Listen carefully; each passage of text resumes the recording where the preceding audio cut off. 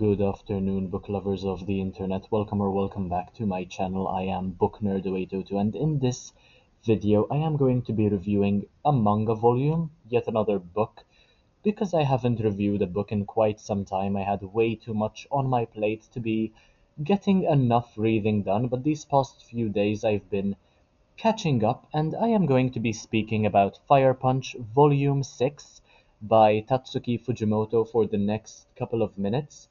Now, this one has approximately 210 pages, and I started and finished reading it today. In fact, it took me about 45 minutes to complete, more or less, probably even less, but I rated it a 3 out of 5 stars, and I will, of course, tell you why. So, as much as I like how much of a conflicted character Agni is and how exceptionally well written a character, the story itself, the narrative, leaves much to be desired, especially considering how the previous volumes were building up towards the narrative being so unique and so special, and this one just did not live up to my expectations. There are, of course, two volumes to go, and I do not quite know what to expect, but this was honestly quite a mid-volume, definitely did not blow my mind in the way the previous volumes did. Not that they were that original either, but they were better.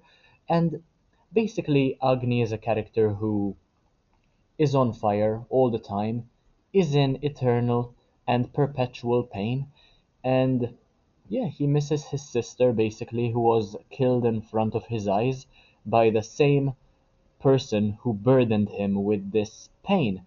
And in this one, Agni faces reality, wishes to die, but then again strives to survive because those he values the most tell him to live prior to dying, and that is where the conflict mainly arises. There genuinely isn't much to read, and the story is told more through pictures rather than words, which makes for a lot of guesswork, save for the few lines towards the start of each volume, where the reader is granted a summary of the story up to the current point, and this is what I am talking about right over there. Just a couple of lines towards the beginning of each volume to explain what is going on, basically, but other than that, this is mostly told through pictures rather than through words, and as a person who has just started reading another volume of One Piece as well, the contrast is very visible. One Piece has way more of a sense of narration going on. This one just feels lazy, to be honest. Um, but anyway, it's just an 8 volume series anyway. And Doma and his family members are all gone because Agni just eliminates them. The rebels are destroyed by Agni as well, and a character who looks way too much like Luna but apparently isn't shows up, and Agni spends a lot of time taking care of her. Then, basically, also, there is a tree that is sucking the life out of everything around the globe. A tree which was basically set up by the Ice Witch after the sacrifice of a character called Judah. I genuinely do not even know who this Judah character is. I am very confused with regard to what this tree kind of represents. But yeah, those aboard Artemis II would have absolutely nothing to worry about as far as the tree is concerned, but then again, they wouldn't form part of this narrative either, because apparently this world isn't our own. And Agni would clearly do everything within his power to protect his sister, and it's depressing how much the denial seems to extend as far as her demise is concerned. And her demise is, of course, the first thing to happen in Volume 1, by the way, so definitely not a spoiler. And I don't think there are going to be any spoilers within the remainder of the review, and there haven't been any either, really. So I still don't quite understand what the Ice Witch is after or who Judah actually is, but I can appreciate how much of a bad rep rape is given in this series, especially considering the misogyny and objectification of women and people in general. The people in Behemdorg, for instance, who are taken as slaves, they are treated as less than human. Cannibalism is also a topic which is very prominent in the series and reminded me a bit of Tender is the Flesh for a couple of panels there. And there are just a few moments, a couple of chapters during this moment, this volume, volume 6 by the way, where Agni is not in pain, isn't on fire, and can't regenerate to the point where bullets would have killed him if a group of people hadn't saved him and his sister from the horrible state of the world. In fact, he goes through life with only one arm for a couple of chapters. Agni's wish to die, alongside his persistence in life, makes for a memorable character.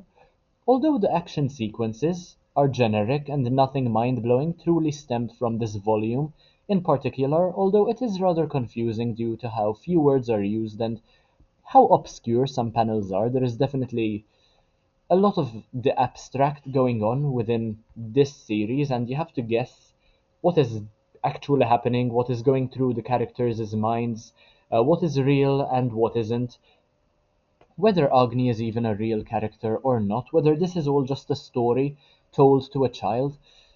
There is a lot of guesswork to be done, and that is what adds to the lore of Fire Punch, I guess, what makes it interesting, the suspense and the curiosity that stems from this confusion in a way.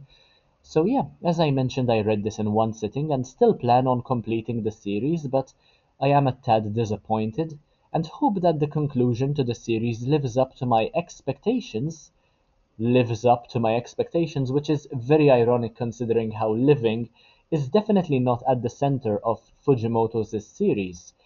And to be completely transparent though, I found Chainsaw Man, which is a series also created by Tatsuki Fujimoto, to be quite mid too, so this was perhaps to be expected.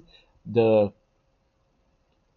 eventual disappointment that would stem from reading the series. I should have expected this, especially after reading 11 volumes of Chainsaw Man and not being impressed, but this was a series recommended to me by a friend of mine, and we basically read it at the same time, so I just wanted to read it as well, just so that we'd have something else to chat about, and I am now three-fourths of the way through with the series. I have one more volume left to buy, and I will be reviewing volume 7 and 8 very soon, and now that teaching practice is over, I have plenty of time to read, and I am looking for closure in every single facet of my life. So yeah, if you enjoyed my review, make sure to leave a like, comment, share, subscribe.